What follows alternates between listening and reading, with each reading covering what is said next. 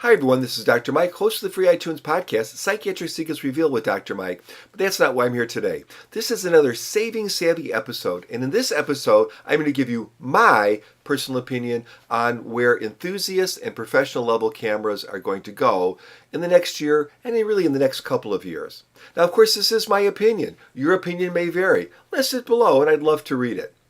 Anyway, so I think, of course, we're going to move more and more towards mirrorless cameras. I think the big two, Canon and Nikon, are seeing the light, they're seeing the growth, they know that they have to jump on this bandwagon, and of course probably in the last few years they've been developing, and you can see that with some of the Canon products and their dual pixel autofocusing systems and things, that they're moving in that direction. I think we're going to see something from Nikon soon that is hopefully going to blow us away, but we're going to move towards that, and it really makes a lot of sense. You get a camera for the consumer that is smaller, that is going to be lighter, and probably more mechanically reliable. On the flip side, the manufacturer is going to have a camera that's going to cost a little bit less to make because you're not going to have to buy those parts that go in those cameras. So it's a win-win situation. And I think pretty much you see this movement where more and more people, including professionals, are accepting the fact that mirrorless technology definitely has some advantages. What about specs? Well, you'll probably see some of the higher end specs drifting down into lower cameras. That's no surprise. That happens all the time. And you'll continue to see lower end specs drifting up. So things that have drifted so far, things like Bluetooth and Wi-Fi and tilty screens, well, you'll see those continuing to move up into all the camera ranges because they're just so darn useful. And of course, we're seeing that now. What about other specs? Things like megapixels. Well, we're already at a point where we have so many megapixels on sensors that having a lot more for most of us doesn't make a lot of sense, at least at this time. Even if you have a fast computer, these files are huge, they take up a lot of space, they're difficult to process, and they don't really necessarily offer most of us an additional benefit. In fact, people will sometimes do things like add or reduce micro contrast and things in a picture because it's not flattering when it's too sharp. So although we might see some boosts there, probably what we'll see more is technology along the lines of getting that information off that sensor faster to eliminate some of the technical problems like perhaps rolling shutter. How about ISO? Well, here again, we'll probably see not more and more high numbers, although I guess it doesn't take anything to create those numbers, but we may see better and better performance at those numbers because this is all computational, or most of it is computational. In addition, I think as far as autofocusing goes, this is also going to be something where you're going to see this excellent autofocusing in some of these top cameras drifting down, and we're already seeing that too, into the lower models. And you're going to see things that really are still difficult for a lot of cameras improve, like continuous autofocus or tracking. So tracking, if you're not talking about a high level camera, is still pretty poor on most, even DSLRs. So that I think is going to improve too. So things that I think anyone would predict. Some things that I'm going to predict, not so much that I know that I have or that I have this inside track, but things that I think are necessary for the camera industry to grow. One of them is going to be seamless connection with social media. So right now you have a picture on your camera, even if you have some sort of fancy wireless connection to your phone, you still have to you have to select the image, load a bunch of apps, transfer it over, do a bunch of other things to load that single image. There's no reason to think that you couldn't have a Wi-Fi connection directly in your camera that would automatically load to social media. Now to do this, you're going to probably have to have a bigger screen than you have now because you'll probably want to type a little message on the screen. And so I think you're going to see the screens expand on the back of cameras, which of course will mean a reduction in physical buttons. Now the smart manufacturers are going to have the right buttons. They'll have a few that you'll need to do those quick adjustments. But nowadays, even on cameras like I reviewed a while back, the Canon 9GX, 9XG. Well, it's the little compact one. Anyways, that has a really nice touch interface for a lot of its normal functions. So this is not like digging into some old camera menu and adjusting things. This is really a very smooth and fluid system. Well, that needs to be tweaked a little bit more, but then it's going to be very easy for even professionals to rapidly change their functions. So if you introduce this ability to have social media, a bigger high definition screen, the ability to go directly from the camera. I mean, you could even see putting little computer like Wi-Fi or cellular chips in your camera. I mean, my watch has one, right? So why not put one in a camera? Add some additional fee. You're really going to make the camera a much more desirable option for people that are just jumping onto that market, because what do we do now? We post to Facebook, we post to Instagram, we post to all this social media out there.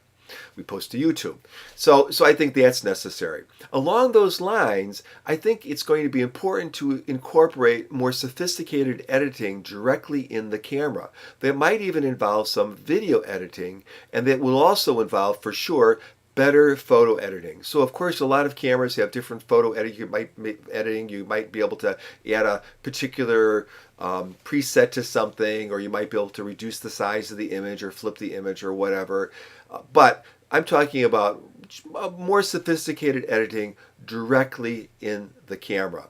Again, everything sort of integrates together, and you have a system that now people are going to want. And along those lines, and I think Sony tried this, I don't know if they're still doing it with some of their next line cameras, or their alpha cameras, I should say, but the ability to download maybe apps, even third-party apps, into your camera, just like you can on your iPhone or your Android phone.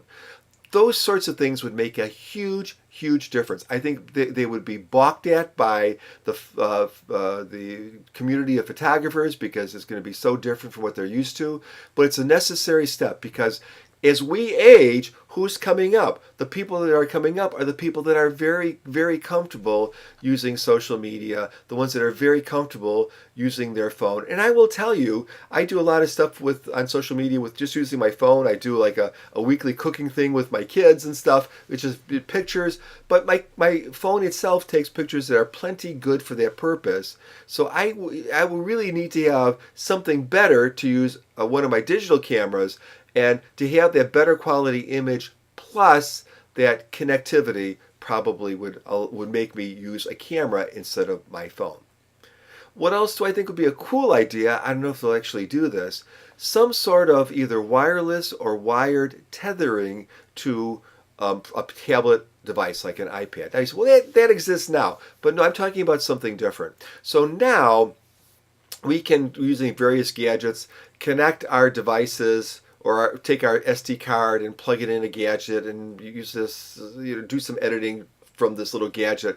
But what would it be like if we had the ability to just basically use our iPads or our tablets as a display device and as an input device for commands, but all the changes were taking place actually computationally on the camera level. So the camera has, let's say, a little Adobe Photoshop Lite in it or something, and it's going to have the ability, we're going to be able to make all these adjustments and changes directly on the camera, but we're going to be able to see them on the screen. Less data is being transferred back and forth. It resides on one card. It's going to be very easy to take that card and just store it on a disk, or store it on your computer someplace, or store it up in the cloud.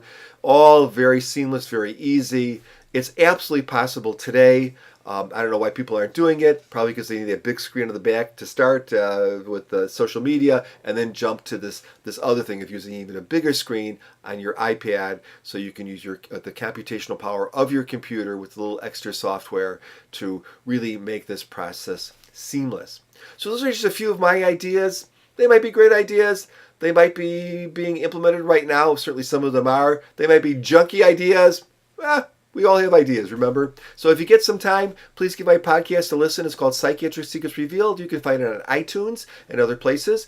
My wife is on it. She's a PhD level clinical psychologist. I'm on it. I'm a MD, a medical doctor, psychiatrist. We have conversations about just about anything, but a lot of with a kind of a psychological bent. So I think it's kind of interesting, and you might like to listen to it. We do it every month, and there's over 200 episodes up right now.